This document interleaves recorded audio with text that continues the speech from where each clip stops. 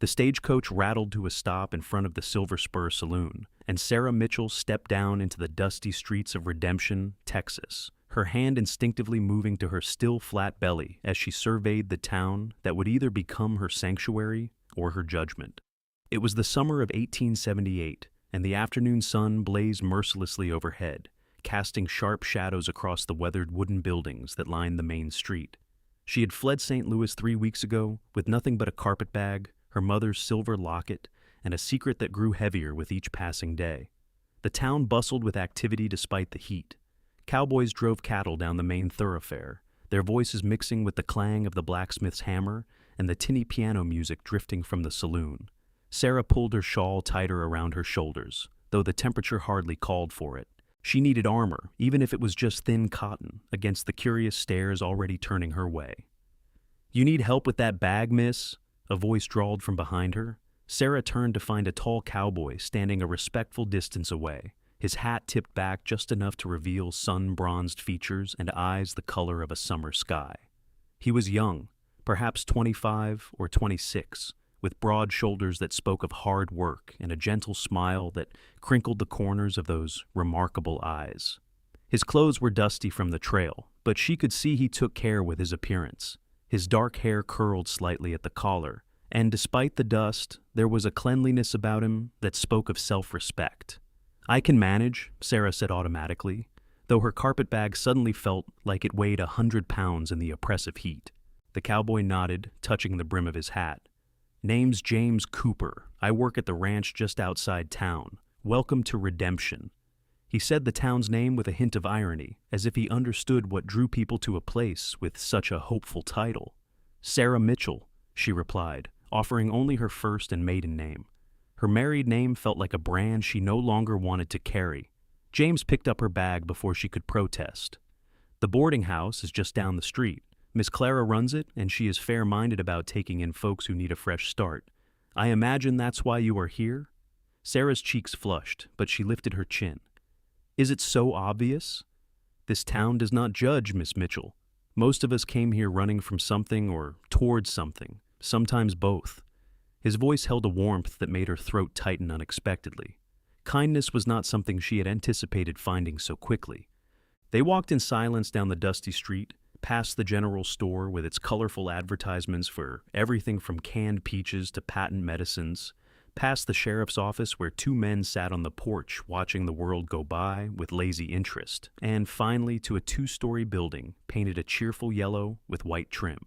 A sign swung gently in the breeze. Clara's boarding house, clean rooms, honest prices. James set her bag on the porch and turned to face her. Up close, Sarah could see the genuine kindness in his expression, the way his eyes held hers with neither presumption nor judgment. "If you need anything while you are settling in, I'm usually at the Broken Arrow Ranch. Anyone can point you in the right direction." "Why are you being so kind to a stranger?" Sarah asked before she could stop herself. James considered the question seriously. "Because kindness costs nothing, and sometimes it is the only currency that matters." He tipped his hat once more and descended the steps, his boots thudding softly against the wood. Sarah watched him walk away, something warm and unexpected blooming in her chest alongside the ever-present fear. She shook her head, banishing such foolish thoughts. She had no business thinking about blue-eyed cowboys when her life was such a complicated mess. The door behind her opened, and a woman in her 50s with steel-gray hair and sharp, intelligent eyes looked her over. "You must be looking for a room. I'm Clara Hutchins. Come in out of this heat before you melt into the dust." The boarding house was blissfully cool inside, with high ceilings and windows positioned to catch any stray breeze. The parlor was furnished simply but comfortably, with well-worn chairs and a sofa that had seen better days but still looked inviting. Everything was spotlessly clean, from the polished wood floors to the lace curtains at the windows.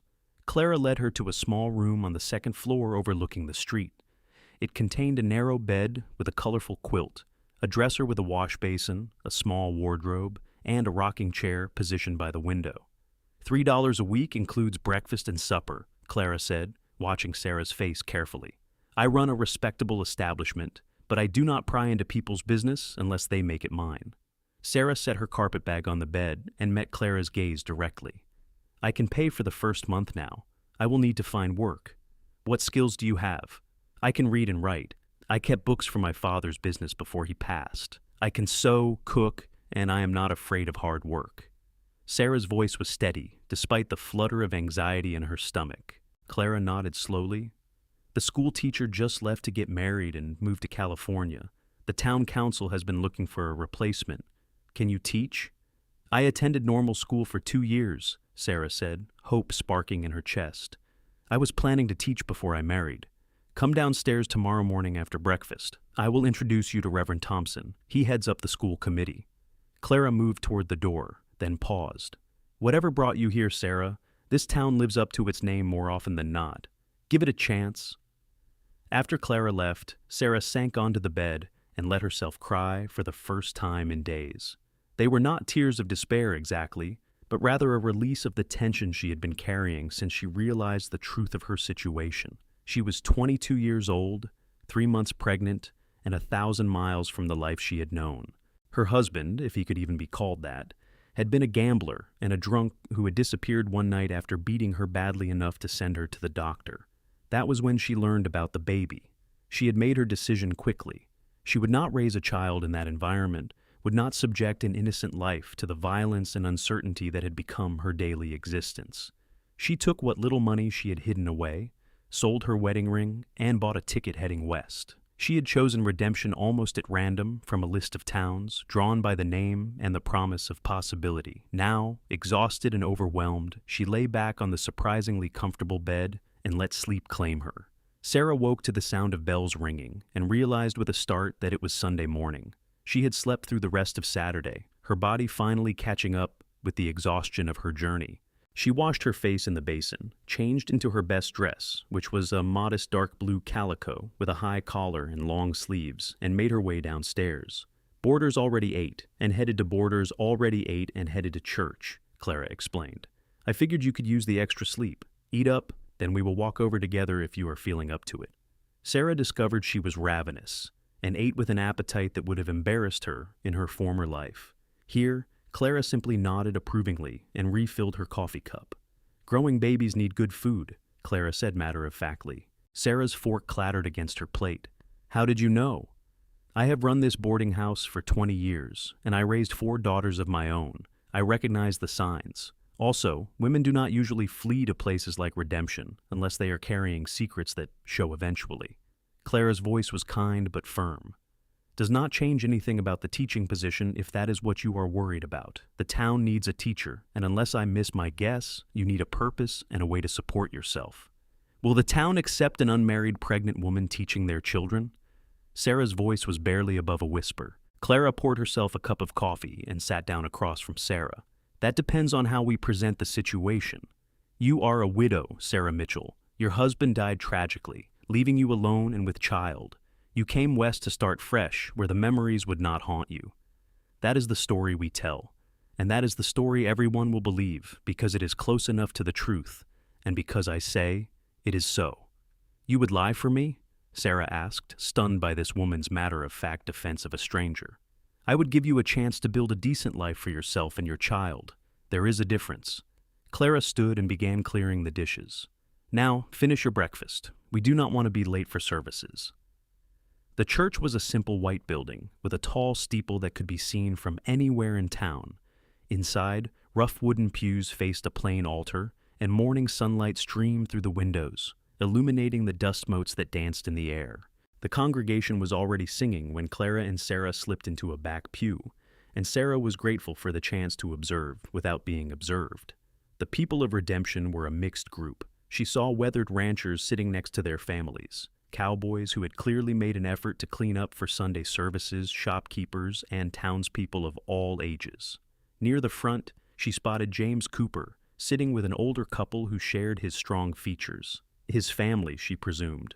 Reverend Thompson was a portly man in his 60s with a full beard going white and eyes that seemed to genuinely twinkle with good humor. His sermon was about forgiveness and second chances, and Sarah wondered if everyone who came to Redemption heard this particular message. Perhaps it was on rotation, a reminder of why the town existed and what it stood for. After the service, Clara wasted no time introducing Sarah to Reverend Thompson and his wife, Elizabeth, a plump woman with rosy cheeks and a warm smile. "This is Sarah Mitchell, the widow I mentioned to you, Reverend. She is a trained teacher looking for a position." The Reverend shook her hand with genuine enthusiasm. "A trained teacher! What a blessing! We have been making do with whoever could spare a few hours, but the children need proper instruction. Can you come by the schoolhouse tomorrow morning? I will gather the school committee, and we can discuss the particulars." "Of course, Reverend. Thank you for the opportunity." Sarah felt her shoulders relax slightly. Perhaps this would work out after all. "Tragic thing, losing your husband so young," Elizabeth Thompson said, patting Sarah's hand sympathetically. "But you have found a good place to heal. Redemption takes care of its own." As they talked, Sarah became aware of someone approaching. A vest that emphasized his broad shoulders. His hair was neatly combed, and he smelled faintly of soap and something else, maybe bay rum. "Morning, Miss Mitchell. I hope you are settling in well." "Good morning, Mr. Cooper. Yes, everyone has been very welcoming." Sarah was acutely aware of the interested looks being cast their way by several people, including James's mother, if her guess was correct. "James, come introduce Sarah to your parents," Clara commanded, and James smiled ruefully but complied.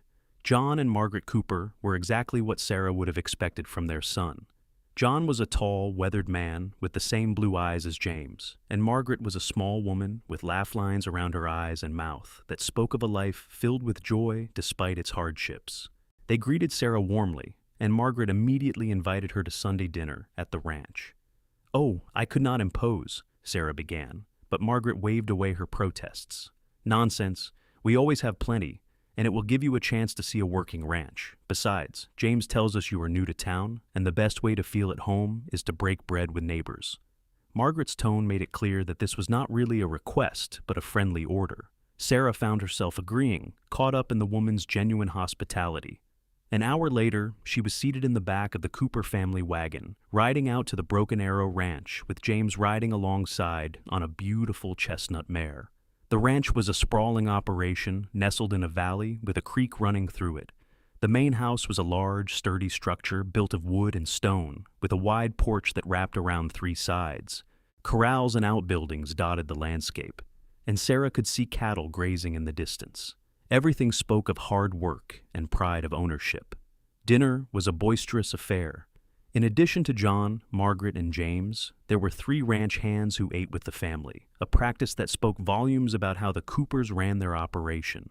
The food was abundant and delicious, served family style, with everyone passing bowls and platters around the long table. There was pot roast with potatoes and carrots, fresh bread, green beans from Margaret's garden, and an apple pie that made Sarah want to weep. It was so good. The conversation flowed easily, with stories about the ranch, the town, and the characters who populated both. Sarah found herself laughing more than she had in months, drawn into the warmth of this family and their easy affection for one another. James sat across from her, and she caught him watching her several times with an expression she could not quite read. After dinner, while Margaret and Sarah washed dishes, Margaret said casually, "My James is a good man. He has had his share of heartbreak, lost a girl he was courting to cholera 3 years back. But it has made him kinder, not harder. He would make some woman a fine husband." Sarah felt her cheeks heat. "Mrs. Cooper, I am only just arrived, and I am in mourning." The lie tasted bitter on her tongue, but she forced herself to say it. Margaret turned to face her directly. "I do not mean to be indelicate, and you can tell me it is none of my business. But I have eyes in my head and instincts that have served me well for 53 years. Whatever brought you to redemption, you are here now, and the past is the past. If you find yourself drawn to my son, do not let what came before stop you from what could be. That is all I will say on the matter." Before Sarah could respond, James appeared in the doorway. "Ma, are you working our guest to death? Come on, Miss Mitchell, let me show you the horses before we take you back to town." Grateful for the escape, Sarah followed James to the barn, a massive structure that smelled of hay, leather, and horses. He led her to the stalls, introducing her to each horse by name and personality. His love for the animals was evident in every gesture and word. "This is Dancer, my mare," he said, stroking the chestnut's neck. "I raised her from a foal. She is smart as a whip and has a better sense of direction than most people I know." Sarah reached out tentatively to pat the horse's soft nose. Dancer snuffled at her hand, and Sarah laughed, delighted by the sensation. "She is beautiful." "Do you ride?" James asked. "I did when I was younger, but it has been years." Sarah felt a pang of longing for those simpler times when her biggest concern was mastering her seat or jumping a fence. "Maybe I could take you riding sometime, if you would like. There are some beautiful spots on the ranch, places where you can see for miles." James's voice was carefully casual, but Sarah saw the hope in his eyes. She should say no. She should maintain a proper distance and focus on establishing herself in town and preparing for the baby. Nodding. "I would like that." The smile nodding. "I would like that." The smile that spread across James's face was like the sun breaking through clouds, and Sarah felt something shift in her chest. It was dangerous, this warmth she felt when she was around him. Dangerous and foolish, and completely inappropriate given her circumstances. But it was also the first thing that had felt right in a very long time. The meeting with the school committee the next morning went better than Sarah had dared hope. The schoolhouse was a single room with rows of desks, a blackboard, and a wood stove for heating in winter. It needed a good cleaning and some organizational work, but Sarah could see the potential. The committee, made up of Reverend Thompson, the town doctor, the owner of the general store, and 2 ranchers, asked her about her education and her teaching philosophy. They seemed impressed by her credentials and her genuine enthusiasm for the work. "The position pays $30 a month, plus use of the small cabin behind the schoolhouse," Dr. Harrison explained. "It is not much, but it is clean and furnished with the basics. School runs Monday through Friday, 8 in the morning until 3 in the afternoon. We have about 25 students ranging from ages 6 to 15. "When would you like me to start?" Sarah asked, trying to keep the eagerness from her voice. "Is next Monday too soon? That would give you the rest of this week to prepare and move into the cabin." Reverend Thompson looked around at the other committee members, who all nodded their agreement. Next Monday would be perfect. Sarah shook hands with each of them, hardly able to believe her good fortune. True to their word, the cabin behind the schoolhouse was small but clean, consisting of a main room with a kitchen area, a bedroom barely big enough for the bed and a dresser, and an outhouse out back. It was sparse, but it was hers, and Sarah felt a surge of pride as she moved her few belongings from the boarding house. Clara had helped her purchase some basics from the general store, advancing her the money against her first month's wages, and by Friday evening, Sarah stood in her little cabin, feeling more hopeful than she had in months. A knock on the door startled her. She opened it to find James standing there with a basket. "Ma sent this," he said, holding it out. "She figured you might not have had time to stock your pantry properly. There is bread, preserves, some eggs, a smoked ham, and I think she threw in some of her famous sugar cookies too. Please thank your mother for me. This is incredibly kind." Sarah took the basket, acutely aware of how domestic this felt. James bringing her food, standing on her threshold as the evening light turned golden around them. "She also wanted me to invite you to Sunday dinner again, if you are willing to risk more of her matchmaking hints." James grinned, and Sarah found herself laughing. "Your mother is not exactly subtle, is she?" "Not even a little bit, but her heart is in the right place." James shifted his weight, suddenly looking uncertain. "I was wondering if you might want to take that ride tomorrow. It is Saturday, so you will have the time, and the weather is supposed to be fine." Sarah knew she should refuse. She knew she was playing with fire by encouraging any kind of relationship with this man. But the thought of spending a day in his company, away from the town and its curious eyes, was too tempting to resist. "What time should I be ready?" "I will come by around 9 if that suits you. Bring a bonnet because the sun can be fierce, but I will make sure we stay to shaded areas mostly." James's smile was back, bright and warm, and Sarah felt her heart skip in a way that was both thrilling and terrifying. After he left, Sarah stood in her little cabin and pressed a hand to her belly, which was just beginning to show a slight curve, if you knew what to look for. "What am I doing?" she whispered to the baby growing inside her.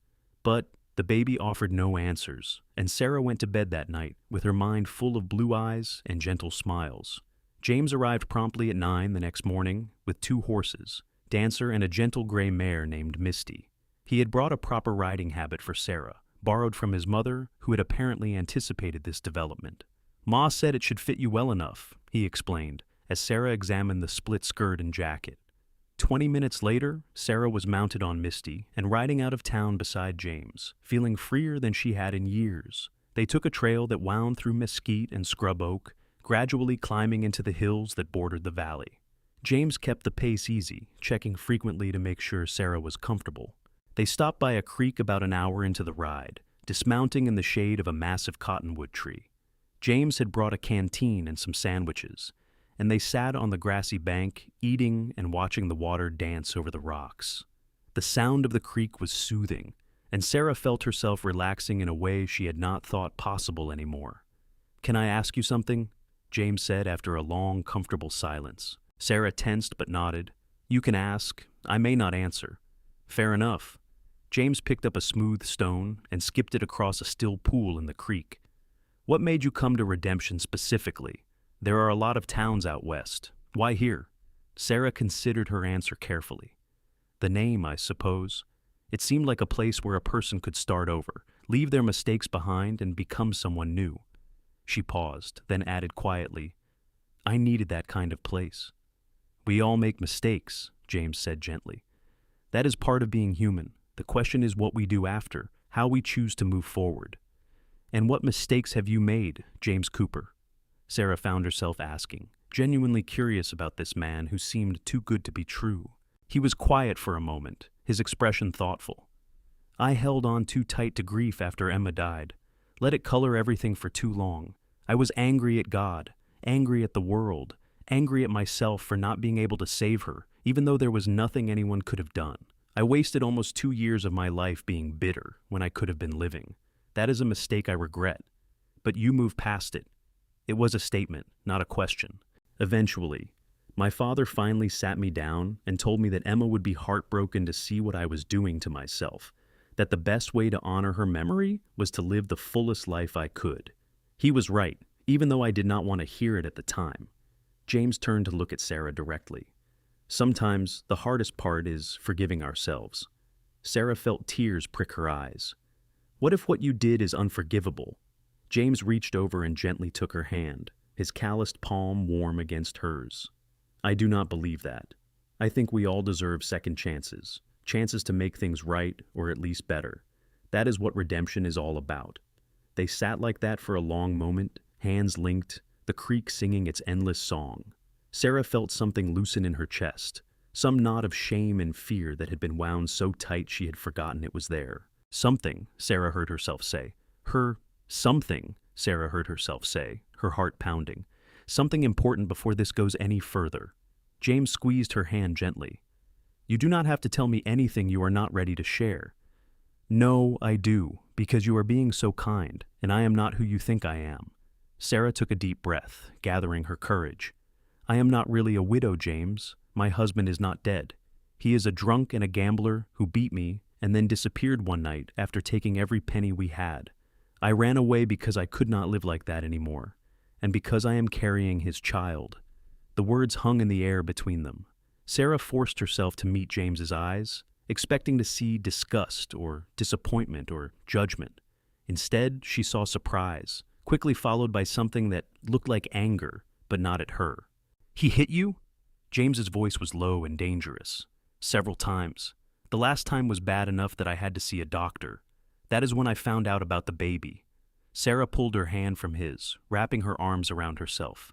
"I know this changes everything. I understand if you want nothing more to do with me. I am married, even if it was a sham of a marriage, and I am carrying another man's child. I have no right to your friendship or your kindness or anything else." James was quiet for a long moment, and Sarah felt her heart breaking even though she had known this was inevitable. Then he did something completely unexpected. He stood up, held out his hand to help her to her feet, and when she was standing, he cupped her face gently in his hands. "Listen to me, Sarah Mitchell. What that man did to you was wrong. You are not at fault for any of it, do you hear me? You are brave and strong for getting yourself out of that situation and making a new life for yourself and your baby." His thumbs brushed away tears she had not realized were falling. "And as for the rest of it, that does not change a damn thing about how I feel about you." "How you feel?" Sarah whispered, hardly daring to breathe. "I have been half in love with you since you stepped off that stagecoach looking scared and brave all at once," James admitted, his blue eyes intense. "Finding out that you are even stronger than I thought, that you survived something terrible and are still standing, that you are carrying a child who will need love and protection. That just makes me want to be there for both of you even more.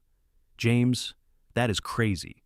We barely know each other, and I come with so many complications. Then let's get to know each other, he interrupted. Let's take all the time you need. I am not going anywhere, Sarah. When you are ready, when your heart is healed and you feel safe again, I will be here.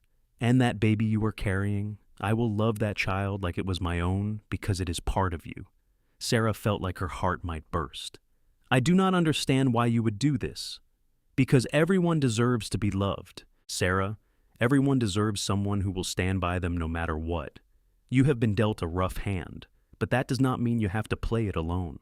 James pulled her into a careful embrace, and Sarah leaned into his strength, letting herself believe, just for a moment, that this could be real. They rode back to town slowly, both lost in thought, but somehow more connected than before. At her cabin, James helped her dismount, his hands steady on her waist. "Thank you for trusting me with the truth," he said seriously. "I know that took courage." "Thank you for not running in the opposite direction," Sarah replied with a shaky smile. "Not a chance." He tipped his hat and rode away, leaving Sarah standing in front of her cabin with hope blooming in her chest, like wildflowers after rain. The following week, Sarah threw herself into preparing for her first day of school.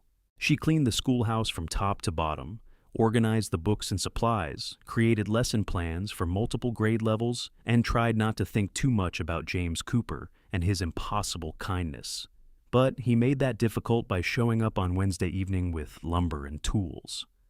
"The steps to the schoolhouse are rotting," he explained at her questioning look. "Figured I should fix them before one of the children gets hurt." "You do not have to do that," Sarah protested, though she had noticed the problem herself and worried about it. "I know, I want to." He set to work, and Sarah watched from the window as he measured, sawed, and hammered, replacing the old boards with new ones. It took him 3 evenings to finish the job, and each night Sarah invited him in for coffee when he was done. They talked about everything and nothing, sharing stories from their childhoods, their hopes for the future, their favorite books and songs. Sarah learned that James had wanted to be a veterinarian when he was younger, but his family needed him at the ranch, so he had stayed. He did not resent it. He loved the land and the work, but there was a wistfulness when he talked about it that touched her heart.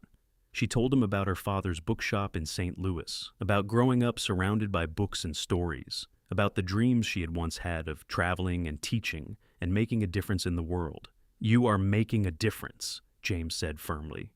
"You are going to shape young minds, give children opportunities they might not otherwise have. That matters, Sarah."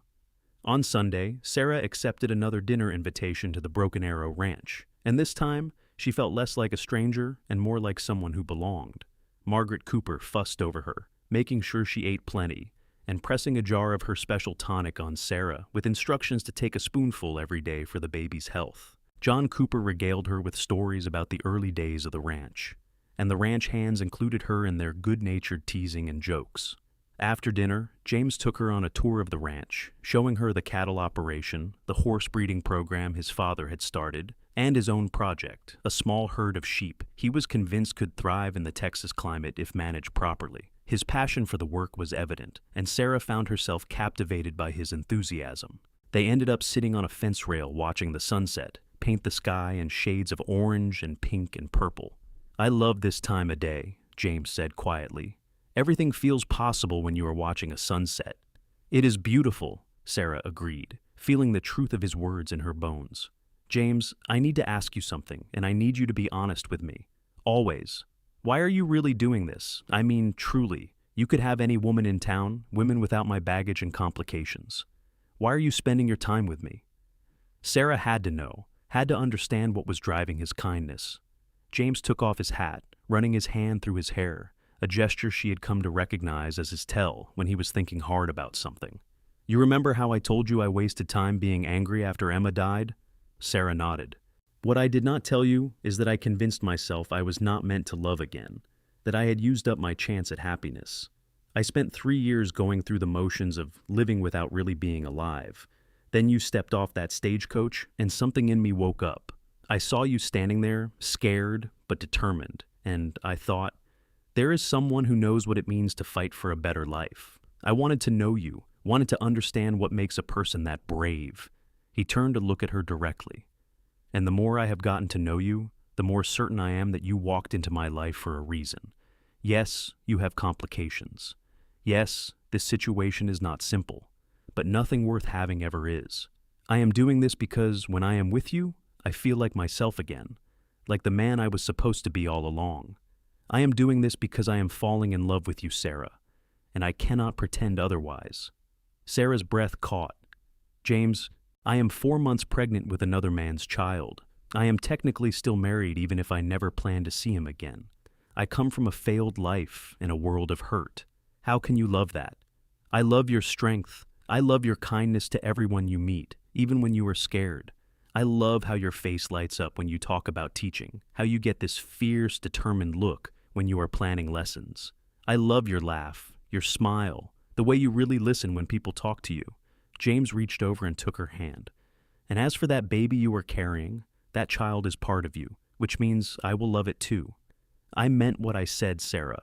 When you are ready, I want to build a life with you and that baby. I want to give both of you the love and stability you deserve. Tears streamed down Sarah's face. I do not deserve you. Yes, you do. You deserve all the happiness in the world, and I would like to be the one who gives it to you if you will let me. James brushed the tears from her cheeks with his thumbs. No pressure, no rush. I will court you properly, give you all the time you need to heal and to trust again. But I want you to know my intentions are serious. Sarah leaned forward and pressed her forehead to his, letting herself feel the safety of his presence, the warmth of his affection. I am scared, she whispered. I know, but I promise you, I will never hurt you the way he did. I will spend every day proving that you can trust me. James's voice was fierce with conviction. I believe you, Sarah said, and she realized it was true. Against all odds and logic, she believed this good man meant every word he said. Monday morning arrived with Sarah's stomach in knots, though whether from nerves about the first day of school or morning sickness, she could not quite tell. She dressed carefully in a practical gray dress with a white collar, pinned her hair up in a neat bun, and walked the short distance from her cabin to the schoolhouse.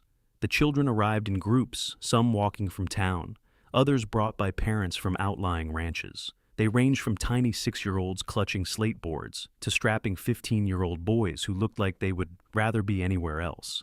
Sarah greeted each one with a warm smile, learning names and making mental notes about personalities and dynamics. Teaching was everything Sarah had hoped it would be, and more challenging than she had anticipated. Managing multiple grade levels in one room required constant juggling, but she found she had a knack for it. She set the older students to working independently on advanced material, while she taught the younger ones their letters and numbers. She read aloud from a novel after lunch, capturing everyone's attention with her expressive voice and dramatic flair. By the time 3 o'clock rolled around and the last child raced out the door, Sarah was exhausted but exhilarated. She had done it. She had made it through her first day, and it had gone well. No disasters, no major discipline problems, just the satisfying challenge of engaging young minds and watching them learn. James appeared just as she was locking up the schoolhouse. "How did it go?" he asked eagerly. "Better than I hoped," Sarah admitted, smiling at his enthusiasm. "The children are wonderful, even the troublemakers." "Especially the troublemakers," James corrected with a grin. "I should know. I was one of them when I was their age. I gave old Mr. Patterson fits." "I can believe that," Sarah laughed, walking beside him toward her cabin. "What brings you to town on a Monday afternoon?" "Had to pick up supplies at the general store. Thought I would stop by and see how the new teacher was faring." He held up a small package. "Also, Ma sent ginger candy. She said it helps with morning sickness." Sarah felt her cheeks heat. "Your mother does not miss much, does she?" "Not a thing. She is already planning our wedding, just so you know. She has picked out 3 possible dates and is considering whether the ceremony should be at the church or at the ranch." James's tone was light, but there was a question in his eyes. "James Cooper, are you asking me to marry you in a roundabout way?" Sarah's heart was pounding. He stopped walking and turned to face her. "Not yet. When I ask you, it will be proper and direct. I am just warning you about my mother's enthusiasm." He paused, then added seriously, "But when enough time has passed, when you are ready and free, I will ask, just so you know my intentions." "Noted," Sarah said softly, warmth spreading through her chest. The weeks that followed fell into a comfortable rhythm. Sarah taught during the day, often staying late to prepare lessons or help students who needed extra attention. Several evenings a week, James would appear with some excuse to be in town, and they would spend an hour or two talking on her porch or taking short walks around the town. On Sundays, Sarah had dinner with the Coopers, and it began to feel like family. The people of Redemption accepted Sarah's story of widowhood without question, and she found herself welcomed into the community. The women invited her to quilting circles and church socials. The shopkeepers greeted her warmly when she came to buy supplies. Parents thanked her for the attention she gave their children. For the first time in years, Sarah felt like she belonged somewhere. As her pregnancy progressed and became visible, there were curious looks, but no cruel gossip. She was a widow carrying her late husband's child, a tragic but respectable situation. Clara Hutchins had been right about the power of a good story, and Sarah felt guilty about the deception, even as she was grateful for it. One evening in late October, as Sarah sat on her porch correcting papers by lamplight, Clara herself came to visit. "Mind if I sit?" she asked, already settling into the other rocking chair. "Of course not. Would you like some tea?" "No, thank you. I will not keep you long." Clara rocked slowly, her sharp eyes on Sarah's face. "I wanted to check on you, see how you were feeling with the baby coming in a few months." "I am well, thank you. Tired, but the doctor says everything is progressing normally." Sarah set down her pencil, giving Clara her full attention. "And things with young James Cooper?" Clara asked bluntly. "The whole town is watching that develop, you know." Sarah felt her cheeks heat. "He has been very kind. He is in love with you. Anyone with eyes can see it. The question is, what are your feelings for him?" Clara's tone was matter of fact, but her eyes were kind. "Love, Clara? I am carrying another man's love, Clara. I am carrying another man's child. A man I am still legally married to, even though I will never see him again. James deserves better than my complicated mess of a life. What he deserves is someone who loves him and will be a good partner to him," Clara said firmly. "And from what I can see, you are exactly that person.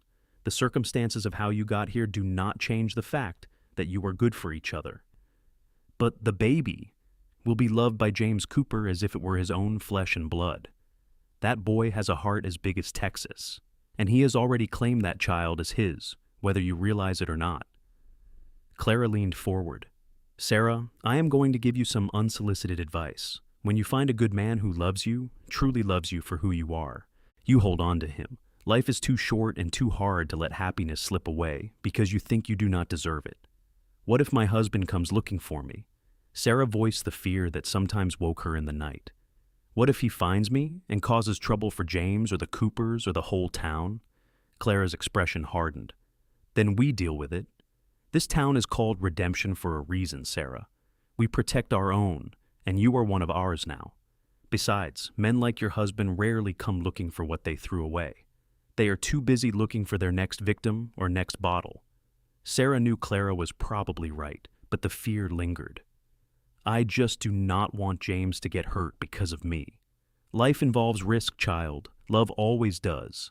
But the alternative is living half a life, and I do not think either you or James wants that." Clara stood, patting Sarah's shoulder as she passed. "Think about what I said, and when James asks you to marry him, because he will, say yes. Do not waste time that could be spent being happy." After Clara left, Sarah sat in the darkness thinking about everything she had said. Was she being selfish by allowing James to court her? Or would she be more selfish to push away his love because of her own fear and shame? She placed a hand on her belly, feeling the baby kick against her palm. "What do you think, little one?" she whispered. "Do we deserve a chance at happiness?" The baby kicked again, and Sarah chose to take it as a yes. November brought cooler weather and the approach of Thanksgiving. Margaret Cooper insisted that Sarah spend the holiday at the ranch, and Sarah agreed, knowing it would be lonely to spend it alone. The day dawned clear and beautiful, with a crispness in the air that promised winter was not far off. Sarah arrived at the ranch mid-morning to find a flurry of activity. Margaret was in her element, directing the cooking with the help of 2 ranch wives who had come to assist. John Cooper and the ranch hands were setting up long tables in the yard to accommodate the crowd that would gather. James met Sarah at the door, his face lighting up when he saw her. "You look beautiful," he said, taking in her green dress with its empire waist that accommodated her growing belly. "I look like I swallowed a watermelon," Sarah corrected, but she smiled at the compliment. "A very beautiful watermelon," James insisted, making her laugh. The Thanksgiving feast was a community affair, with neighboring ranchers and their families joining the Coopers. There was turkey and ham, sweet potatoes and regular potatoes, corn and green beans, fresh bread and butter, cranberry sauce, and enough pies to feed twice the number of people present. Sarah found herself seated between James and his mother, surrounded by warmth and laughter and genuine affection. After the meal, while the women cleaned up and the men sat on the porch digesting, James caught Sarah's hand. "Come with me, I want to show you something." He led her to the barn and up a ladder to the hayloft. Sarah followed carefully, mindful of her balance. At the top, James had spread out blankets and pillows, creating a cozy nest.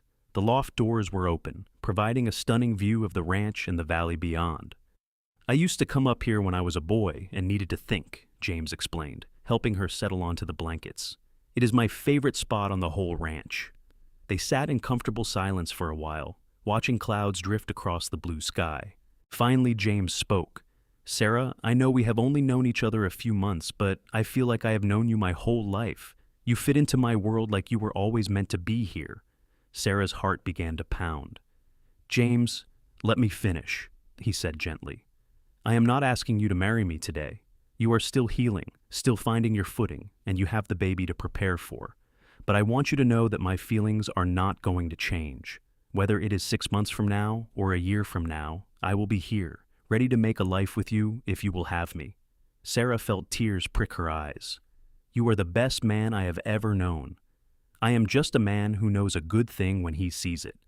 James took her hand. "Last month before your due date, and for a last month before your due date, and for a few weeks after. That way there will be people around to help, and Dr. Harrison will not have to travel so far if there are complications." "James, I cannot impose on your family like that."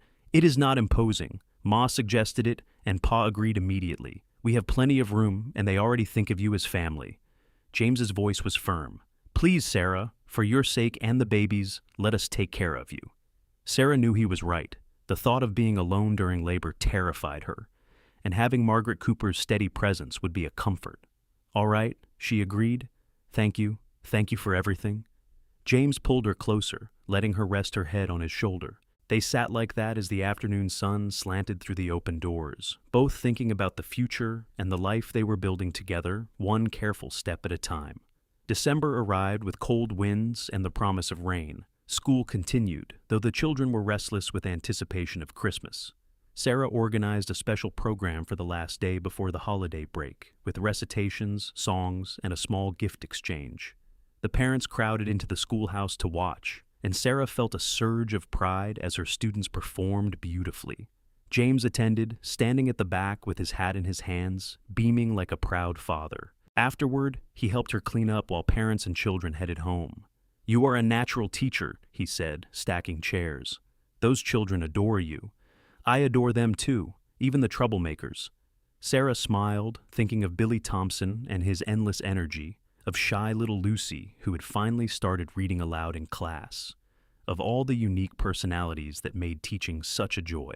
That evening, James took Sarah to the ranch for the Cooper family's Christmas Eve celebration. The house was decorated with pine boughs and ribbon, and a beautiful tree stood in the parlor, its branches adorned with homemade ornaments and paper chains. After a delicious supper, they gathered around the tree to exchange gifts. Margaret gave Sarah a beautiful shawl she had knitted herself, soft wool in a cream color that would go with everything.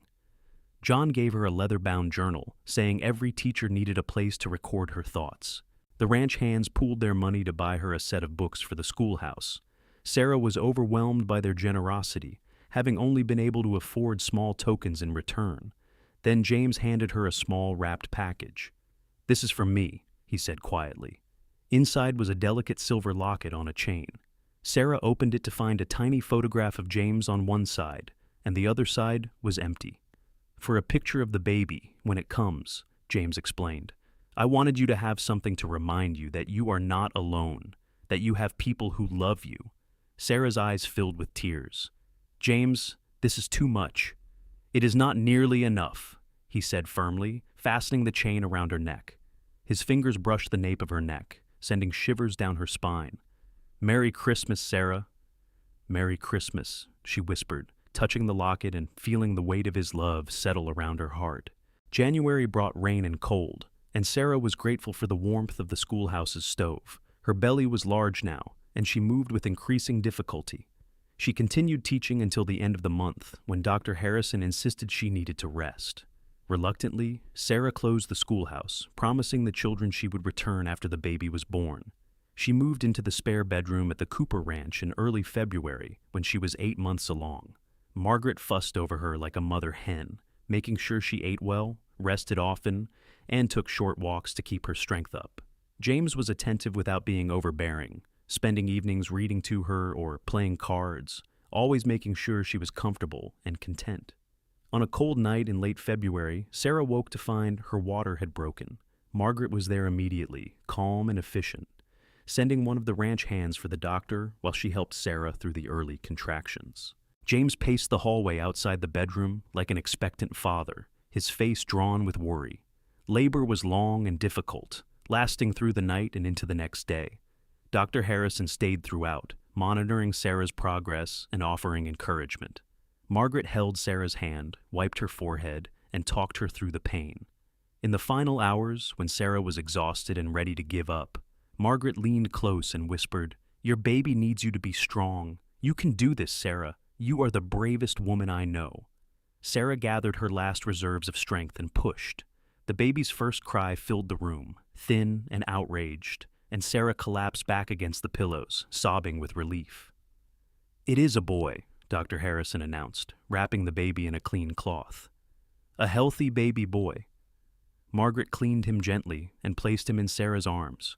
Sarah looked down at her son, at his tiny red face and flailing fists, and felt love so fierce it took her breath away. He had a dusting of dark hair and eyes that would probably be brown like hers. He was perfect.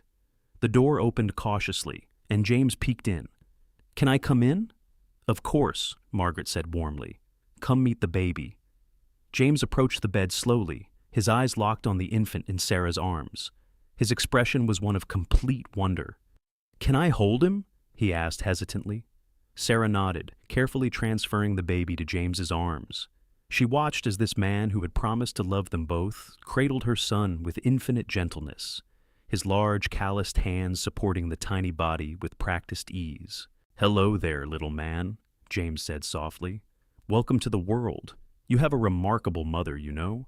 She's going to raise you to be strong and kind and good." He looked up at Sarah, his eyes shining.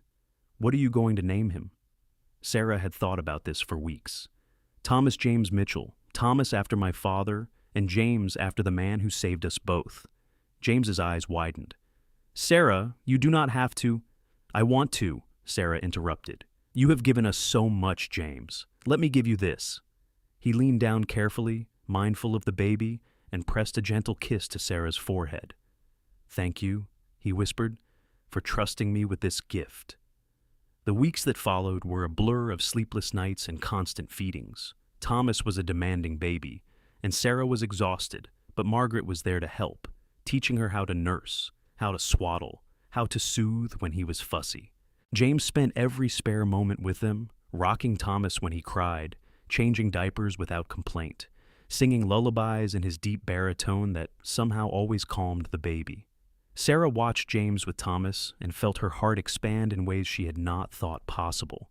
This man loved her son, truly loved him, not out of obligation, but out of genuine affection. He had kept his promise to love them both. One evening in April, when Thomas was 6 weeks old and sleeping peacefully in his cradle, James asked Sarah to take a walk with him. They strolled slowly around the ranch, Sarah grateful to be moving after so many weeks of confinement.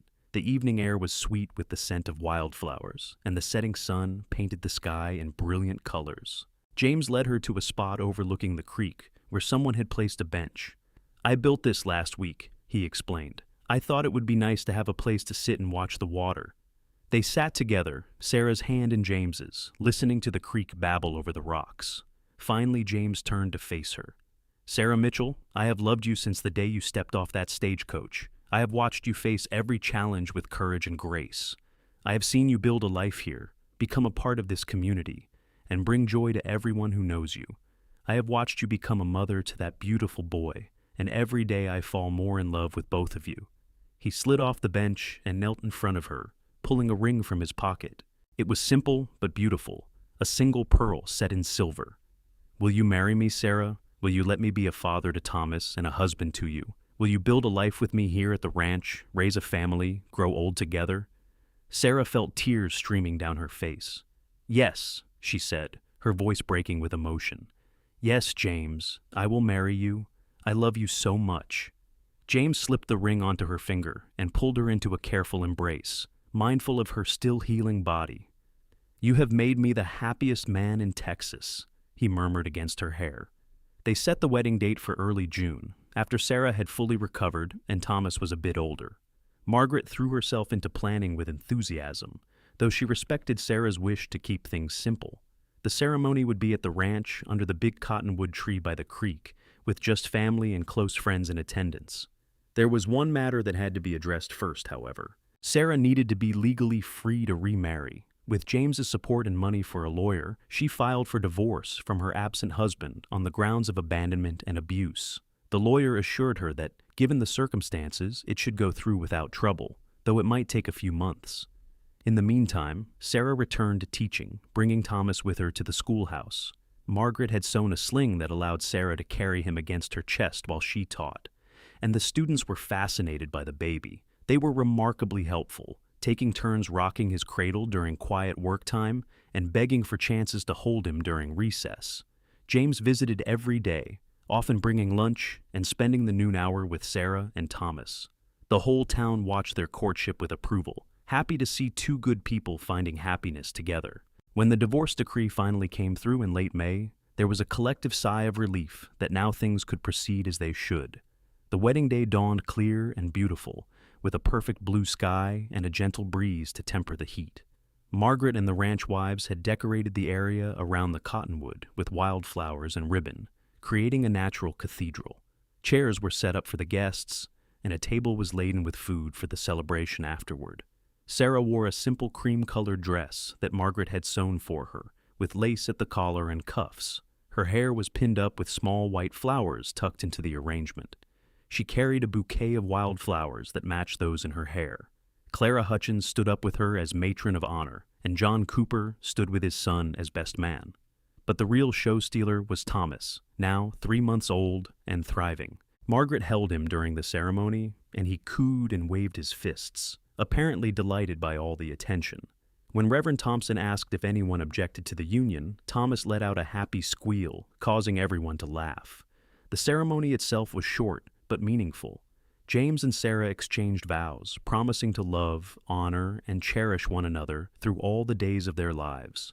When Reverend Thompson pronounced them husband and wife, James kissed Sarah with a gentleness that still held passion, and the assembled guests erupted in applause. The celebration lasted well into the evening, with music and dancing and more food than 50 people could eat. Sarah danced with James under the stars, his arms strong around her, and felt like she was floating. This was real. This was her life now. She had a husband who adored her, a healthy son, a home, and a community that had embraced her without question. Later, after the guests had gone home, and Thomas had been tucked into his cradle in the nursery, James carried Sarah over the threshold of what was now their bedroom. "I need to tell you something." I need to tell you something. He looked concerned. "What is it?" "I need to thank you for seeing past my mistakes and my history, for loving Thomas like he is your own, for giving us both a chance at the life we deserve." Sarah took his hand and placed it over her heart. "You saved us, James. You saved us both. No, sweetheart, you saved yourselves. You had the courage to leave, to start over, to build a new life. I just had the incredible good fortune to be standing there when you arrived." James pulled her close, resting his chin on top of her head. "We are going to have a wonderful life together, Sarah. I promise you that." And he was right. The years that followed were filled with joy and hard work, challenges and triumphs, all woven together to create a rich tapestry of love. Thomas grew into a bright, energetic boy with his mother's dark hair and eyes. James raised him as his own son, teaching him to ride and rope, to care for the land and animals, to treat people with respect and kindness. If anyone in Redemption remembered that James was not Thomas's biological father, they never mentioned it. As far as the town was concerned, the Cooper family had always been James, Sarah, and Thomas. 2 years after their wedding, Sarah gave birth to a daughter they named Emma Margaret, after James's first love and his mother. Emma had her father's blue eyes and blonde hair, and from the moment she entered the world, she had her father wrapped around her tiny finger. James was a devoted father to both children, never showing the slightest preference or difference between them. Sarah continued teaching until Emma was born, then took a few years off to focus on the children. The town hired another teacher, an older woman from back east, and Sarah enjoyed being able to dedicate herself to her family. She helped Margaret with the house and garden, learned the ins and outs of ranch life, and discovered she had a talent for raising chickens. Her flock became famous in the county for producing the finest eggs. When Thomas was 7 and Emma was 5, Sarah returned to teaching part-time, taking over the younger children's education, while the other teacher focused on the older students. It was the perfect arrangement, allowing her to pursue her passion while still being available for her family.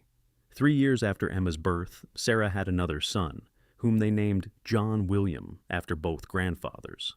Little Johnny was a calm, easy baby who seemed content to observe the world with solemn gray eyes. He adored his older siblings and spent his early years trailing after Thomas and trying to keep up. The Cooper Ranch prospered under James and his father's management. James's sheep experiment proved successful, and they expanded that operation, becoming known throughout Texas for their quality wool. Thomas showed an early aptitude for working with the animals, and James began teaching him the business side of ranching from a young age. Emma was her mother's daughter, through and through, showing a love for books and learning that made Sarah's heart sing. She taught herself to read by age 4, and was soon devouring every book she could get her hands on. She also showed a creative bent, always drawing or writing stories or putting on little plays with Johnny as her unwilling co-star. Johnny, quiet and thoughtful, surprised everyone by showing a gift for music. He could pick out tunes on the piano by ear, and when James bought him a fiddle for his 8th birthday, he learned to play with astonishing speed. Soon he was providing music for barn dances and church socials, his playing mature beyond his years. Sarah and James's love deepened with each passing year. They built a life based on mutual respect, genuine affection, and shared values. They had their disagreements, of course. James could be stubborn about ranch decisions, and Sarah could be equally stubborn about the children's education. But they always talked things through, always found compromises, always went to bed friends. On their 10th wedding anniversary, James surprised Sarah by taking her to San Antonio for a week, leaving the children with Margaret and John.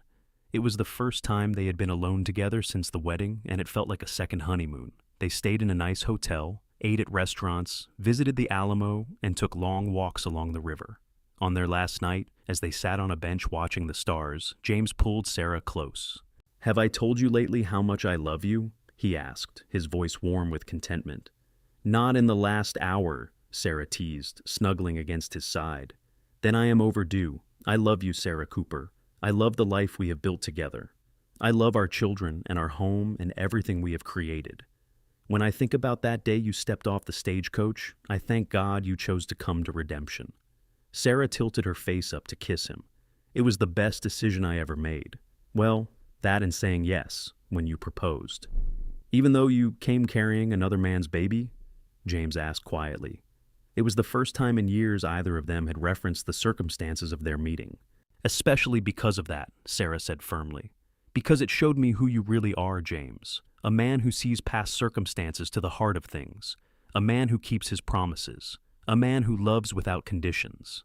She placed her hand over his heart. "You told me you would love us both more, and you have. Every single day you have loved Thomas and me, and all our children with your whole heart. I could not ask for a better husband or father for my children." James's eyes were suspiciously bright. "I am the lucky one, sweetheart. Never doubt that." When Thomas turned 18, he surprised no one by announcing he wanted to stay on the ranch and work with his father and grandfather. James and John formally made him a partner in the operation, and Thomas threw himself into the work with enthusiasm. He had grown into a fine young man, tall and strong like James, with a good head for business and a genuine love for the land. Emma, at 16, shocked everyone by announcing she wanted to attend normal school and become a teacher like her mother. Sarah had tears in her eyes as she hugged her daughter, so proud she could hardly speak. They sent Emma to the teaching college in Austin, and she came home on holidays with stories of her studies and her new friends. Johnny, at 13, was still content to stay at home, helping on the ranch when needed, but spending most of his time with his music. He had started composing his own pieces, beautiful melodies that spoke of the land he loved and the life he knew. James and Sarah encouraged his passion, understanding that not every son needed to follow in his father's footsteps. In 1894, 16 years after Sarah arrived in Redemption, the town threw a celebration for the opening of a new school building. The old schoolhouse had been bursting at the seams for years, and the town had finally raised enough money to build a proper 2-story building with separate rooms for different grade levels. They named it Mitchell Hall in honor of Sarah's years of dedication to education. At the dedication ceremony, Reverend Thompson, now in his 80s and retired, gave a speech about the importance of education and the transformative power of a good teacher. He spoke about how Sarah had arrived in town as a stranger and had become one of its most valued citizens. He spoke about the hundreds of children she had taught, many of whom had gone on to successful careers thanks to the foundation she had given them. Sarah stood on the platform with James beside her, holding her hand and beaming with pride. Thomas was there with his new wife, a rancher's daughter from a neighboring spread. Emma had come home from college for the occasion, and Johnny sat in the front row, ready to play a piece he had composed especially for the event. As Sarah looked out at the crowd, at the faces of former students and parents and friends and neighbors, she felt overwhelmed by gratitude. This town had given her a second chance when she needed it most. These people had accepted her without judgment and given her the opportunity to build a good life. After the ceremony, as the town celebrated with food and music and dancing, James pulled Sarah aside to a quiet corner. "What are you thinking?" he asked, recognizing the reflective look on her face. "I am thinking about that terrified girl who stepped off the stagecoach 16 years ago," Sarah said softly. "I am thinking about how lost I felt and how certain I was that I had ruined my life beyond repair. I am thinking about how wrong I was." "You were never ruined, sweetheart. You were just in the wrong place with the wrong people." James tucked a strand of hair behind her ear, a gesture as familiar now as breathing. "And then, you found your way to the right place and the right people." "I found my way to you," Sarah corrected. "Everything else came from that." They watched their children laughing with friends, watched the townspeople celebrating the new school, watched the sun set over the land they loved. Sarah thought about the journey that had brought her here, about the pain and fear and desperate hope that had driven her west. She thought about the moment she met James, about his kindness to a stranger, about his incredible promise to love her and her baby more. He had kept that promise. Through 16 years of marriage, through 4 children, through good times and hard times, through every challenge and triumph, James had loved them all with a constancy that still took her breath away. Thomas had grown up secure in the knowledge that he was loved and wanted, never doubting his place in the family or his father's affection. Emma and Johnny had grown up seeing a model of what marriage could be when built on mutual respect and genuine love. "Do you ever regret it?" Sarah asked suddenly. "Do you ever wonder what your life would have been like if you had never met me? If you had married some simple girl without complications?" James pulled her close, his arms strong and sure around her. "Not once," he said firmly. "Not for a single second, Sarah. Yes, our beginning was complicated. Yes, we had obstacles to overcome. But those challenges made us stronger, made what we have even more precious. I would not change a thing about our story. Not even the beginning, not even knowing I was pregnant with another man's child," Sarah had to ask, had to be sure. "Especially not that," James said, his voice intense, "because it showed me what kind of woman you are. Brave enough to leave a bad situation, strong enough to start over, selfless enough to put your child's needs before your own. And it gave me Thomas, who is as much my son as if I had fathered him myself." He cupped her face in his hands. "Every part of our story, even the hard parts, led us to this moment, to this life, to this family. How could I regret any of it?" Sarah kissed him then, there in the fading light, with the sounds of celebration around them and the knowledge of a life well lived between them. "I love you, James Cooper. Thank you for seeing past my mistakes and my history. Thank you for loving all of us so completely." "Thank you for giving me the chance," James replied. "Thank you for trusting me with your heart and your son. Thank you for building this life with me." He grinned suddenly. "And thank you for giving me the best 16 years of my life," with hopefully many more to come.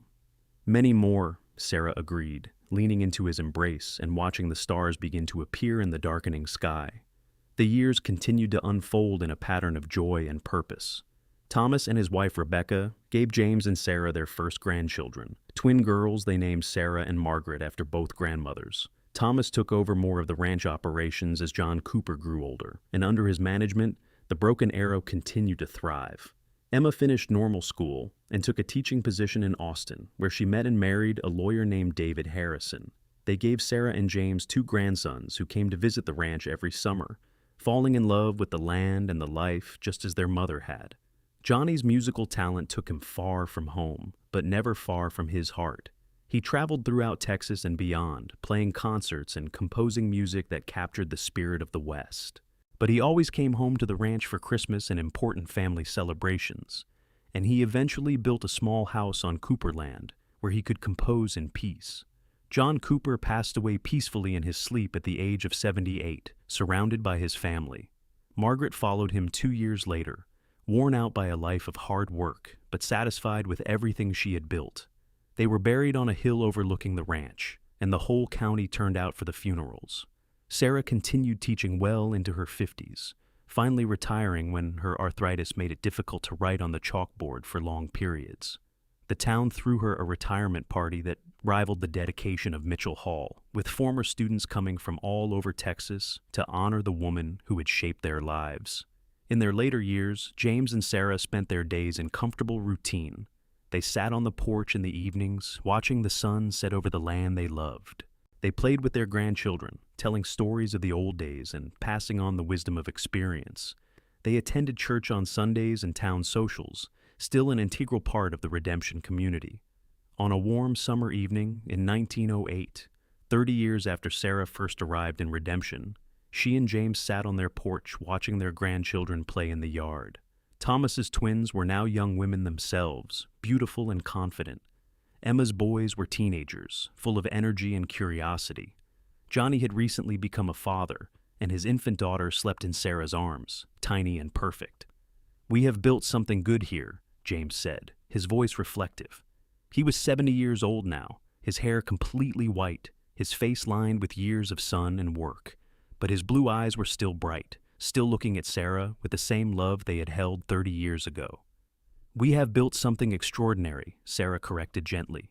At 62, her own dark hair was streaked with silver, and her body moved more slowly than it once had.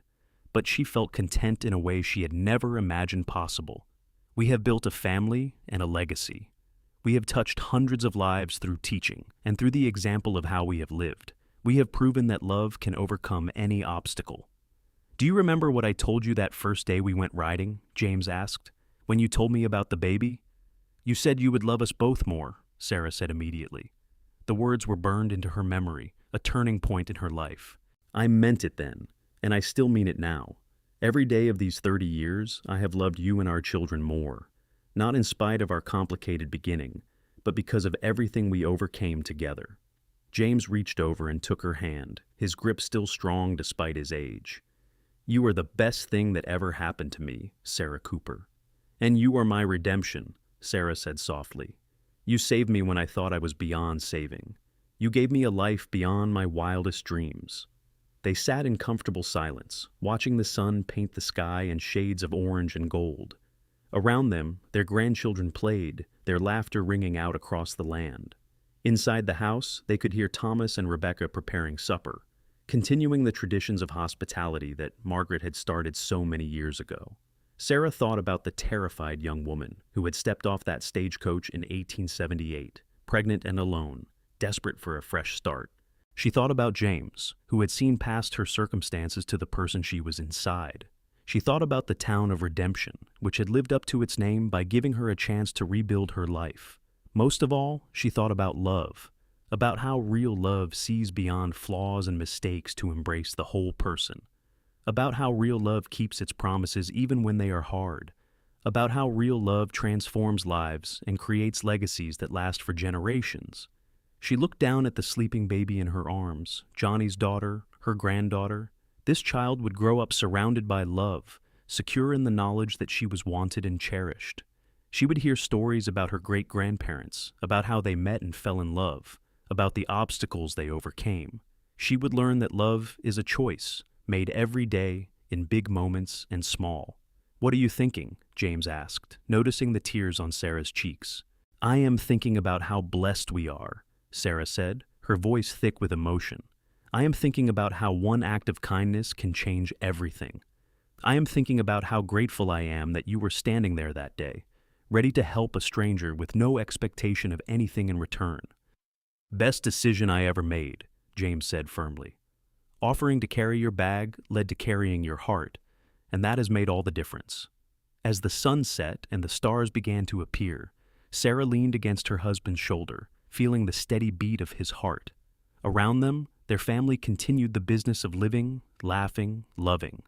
The ranch spread out before them, solid and enduring, a testament to years of hard work and dedication. This was her life now, not the life she had planned or expected, but something better, something real and true and lasting. Love them both more, and who had kept that promise loved them both more, and who had kept that promise every day for 30 years. She had found redemption in every sense of the word. She had been redeemed from her past, given a second chance to build the life she deserved. She had found purpose in teaching, in shaping young minds and hearts. She had found family, not just in James and their children, but in an entire community that had embraced her as one of their own. Most importantly, she had found love. The kind of love that weathers storms and celebrates sunshine.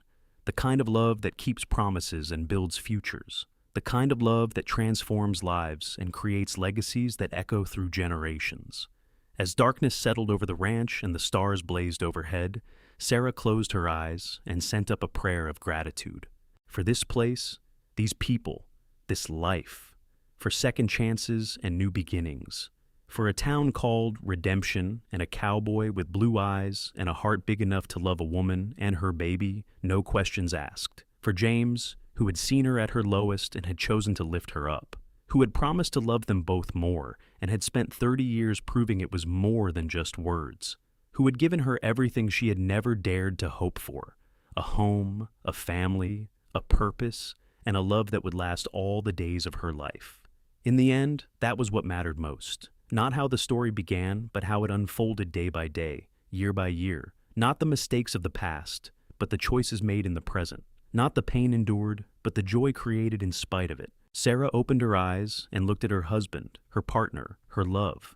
"Thank you," she whispered, "for everything, for all of it, for loving me and Thomas and all our children with your whole heart, for building this life with me, for being exactly who you are." James smiled, that same gentle smile that had first captured her heart 30 years ago. "Thank you for letting me," he said simply. "Thank you for trusting me with your heart. Thank you for saying yes." And there, on the porch of their ranch house, surrounded by family and love and 30 years of memories, they sat together and watched the night sky, content in the knowledge that they had built something beautiful together, something that would outlast them both, carried forward in their children and grandchildren, in the lessons they had taught and the examples they had set. The story that had begun with a frightened woman confessing she was carrying another man's baby, and a cowboy responding that he would love them both more, had become a testament to the power of redemption, the strength of commitment, and the transformative nature of true love. It was a story worth telling, worth remembering, worth passing down through the generations as proof that second chances exist, that love can conquer obstacles, and that sometimes the best things in life come from the most unexpected beginnings. As the years turned and time moved forward, the Cooper family remained a cornerstone of the Redemption community. The ranch prospered under Thomas's management, and eventually his twin daughters took leadership roles in the operation, proving that women could run a ranch as well as any man. Emma's dedication to education led to the establishment of scholarships for students who wanted to attend teaching college, funded by the Cooper family in honor of Sarah's legacy. Johnny's music brought fame to Redemption, putting the small Texas town on the map as the birthplace of a renowned composer. James and Sarah lived to see great-grandchildren running through the halls of the ranch house, lived to celebrate 50 years of marriage with a party that the whole county attended. When James finally passed away at the age of 83, he died as he had lived, with grace and dignity, holding Sarah's hand and telling her one more time that loving her had been the greatest privilege of his life. Sarah followed him 2 years later, her heart broken by his absence, but her spirit at peace with a life well lived. She was buried beside him on the hill overlooking the ranch, and on her headstone, Thomas had carved the words that had changed everything. "Then I'll love you both more." The story of James and Sarah Cooper became legend in redemption, told and retold through the years as an example of what the town stood for. It was a reminder that everyone deserves a second chance, that love sees beyond circumstances, and that the choices we make define us far more than the situations we are born into. And every year, on the anniversary of their wedding, the Cooper family gathered at the ranch to celebrate the legacy of love that James and Sarah had built. They told the stories again, shared the lessons learned, and reminded each other that love, real love, is always a choice to see past imperfections, to embrace complications, to commit even when it is hard, and to keep promises even when the world says they do not matter. It was a legacy worth preserving, a story worth remembering, and a testament to the truth that sometimes the most beautiful love stories begin with the words, "I'm carrying another man's baby," and are transformed by the response, "Then I'll love you both more."